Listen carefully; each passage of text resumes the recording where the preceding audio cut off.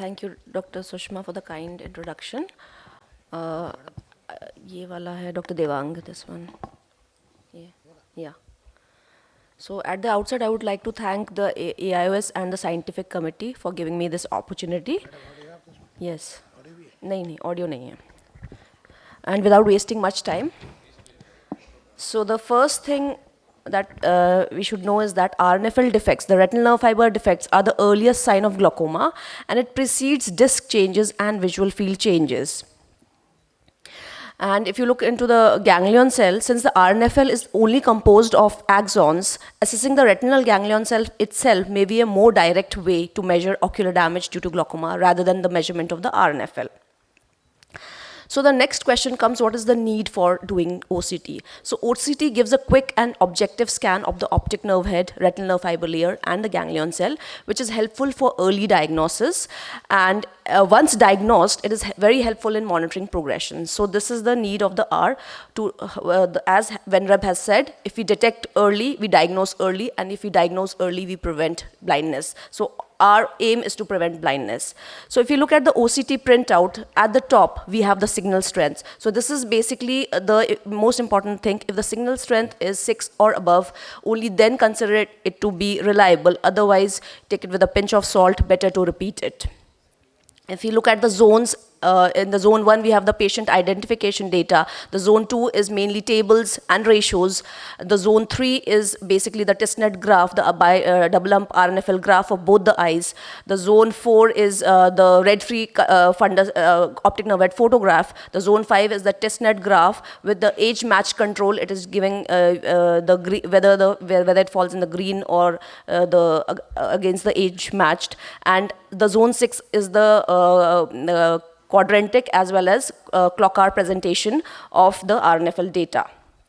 Similarly, if you look at the ganglion cell printout, we have the macular ganglion cell, and we also have a sectoral representation, and we have the table with the average thickness and the minimum thickness. So the normative data is between 65 to 80 microns for ganglion cell, and for the RNFL, it ranges between 90 to 110 microns. So just to give a case-based discussion, so this patient, 26-year-old female, who was referred from the refractive lab to us with a power of glasses of minus 6.25 diopter sphere and minus 1 diopter cylinder, and they had done an NCT, and NCT IOP was 22 and 24, and when we did a appellation tension, the IOP ranged between 18, and luckily the corneal thickness was fine. And if you look at the discs, we can see definitely there are tilted discs, and the important thing was that she had a family history of glaucoma, and this patient need to be evaluated. So we went ahead and did a RNFL OCT, and in the RNFL OCT, where inferiorly we can see a tilt, we also see there is an area of thinning. We do a ganglion cell analysis also, and we correlate the thinning with the ganglion cell analysis, and we clearly see that this area is clearly correlating. And you look at the left eye, although RNFL is not showing any defect, but ganglion cell has started to show some early changes. So this patient was counseled and then regularly followed up. Visual field was normal. So this is the second patient, this is the other end of the spectrum, the second patient, a 62-year-old male who had come for blurring of vision, and we did an opportunistic screening. So on doing again the cup disc ratio, if you look at the fundus, as discussed by the previous speaker, we definitely see that there is definitely neuroretinal rim thinning in this patient, and we can't leave him. The visual field was normal. You'll do a RNFL OCT. This is the other end, the RNFL OCT is green, so we have counseled the patient and to regularly follow up. So this is the third case. If you look at the fundus picture, there is definite asymmetry of both the optic discs. So definitely right eye looks to be glaucomatous. We did the RNFL OCT for the same, and we see that the right eye has, it is abnormal. It shows in the red area, especially the superior and temporal and inferior. But you look at the left eye, which seemingly, although there was no definite notching, but we see that there is a inferiorly thinning. See, we always do a visual field to correlate, and we see a inferior arcuate defect, which is correlating with the superior thinning in the right eye, and the left eye doesn't have any defect. We also did a ganglion cell just to have a picture of the left eye, because now the right eye is diagnosed, the left eye patient wants to know what is happening. So left eye early changes are happening. So left eye is basically pre-perimetric, and this needs to be explained. So once we diagnose the patient, we detect the patient and we diagnose it early. The next point is to monitor the progression. So for this, we have the guided progression analysis. So this is how the printout looks like. At the top, we have the RNFL thickness map, and then we have the RNL thickness change over time. So for a guided progression analysis, we should have 2 baseline scans followed by 2 follow-up scans to give a definite diagnosis of progression. So in this, if you look at the 2 baseline, it seems normal. In the third, we see it's yellow. It means there is a possible change because the change has noted only in 1 exam. And once it comes red, it means that the change it was there, it is sustained in 2 consecutive exams, and we can definitely diagnose that this is a progressed patient. So this is the first example of the GPA, where we see in the third exam there is a yellowing which is happening, and in the fourth exam there is redness. So this patient is definitely progressing, and we should again re-evaluate the target pressure and re-evaluate our management for the same. This is another patient. If you see at the RNFL average thickness, RNFL map, there is definite cupping which is there, and there is definite defect. But on follow-up, you don't see any progression. So what is happening?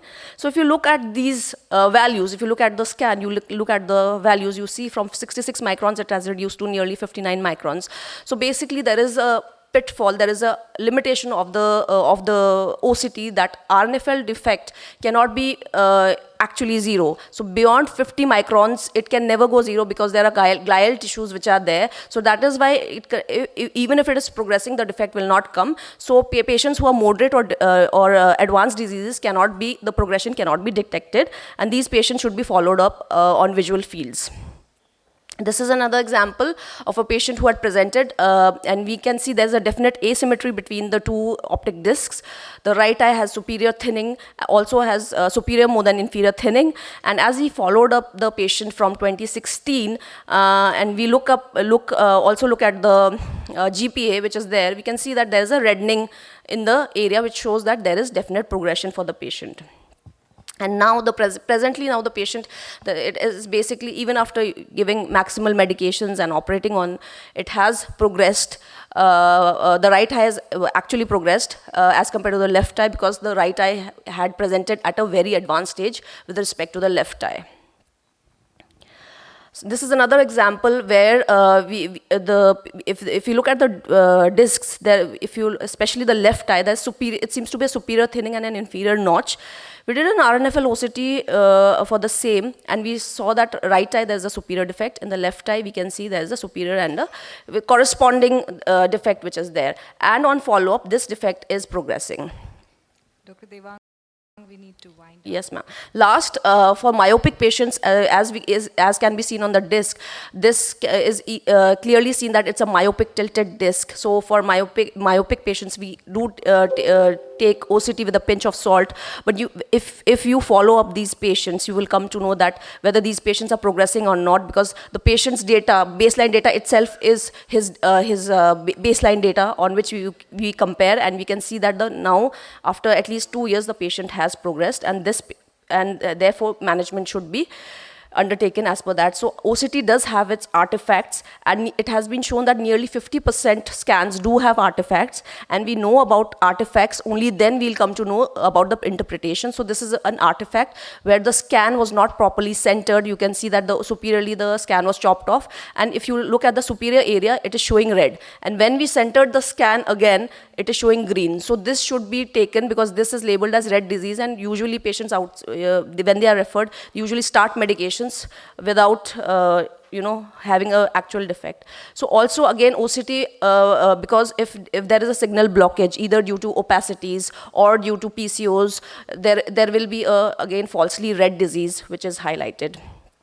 We should also know about green disease, because in few patients what happens is that if you look at the retinal scan, there is a traction here. So the RNFL thickness superiorly is showing 140 microns, which is actually not normal. So it is hypernormal. So if you look at the scan, there is a vitreomacular traction which is happening, and this patient should be followed up and closely followed up. As the VMT releases, then we can actually come to know what has happened to the RNFL. And lastly, the red disease, wherein the OCT mistakenly identifies the area as abnormal as it compares the patient's database with a normative database. So this was a case of a type 5 iridofungal chloroboma and a tilted disc. So we can definitely see the disc otherwise looks fine, but the OCT is showing it as a red disease. So at the end, as everyone also highlighted, and I would again like to hammer that all these investigation needs to be clinically correlated. So after doing the Hood report is combination of the RNFL scan with the ganglion cell with the visual field defect. So we have this RNFL, there is a superior and inferior defect which is shown in the quadrant map as well. And if you overlay the visual field points, we can clearly see that the visual field defect is mainly in the RNFL, where the RNFL defect is there. So at the end, I would just like to highlight that OCT provides a comprehensive assessment to aid the clinician in early diagnosis and monitoring of progression. However, it does not replace the careful examination, and technicians taking the scan should be appropriately trained, and interpretation of these scans should be done keeping in mind all these artifacts and should be clinically correlated. Thank you.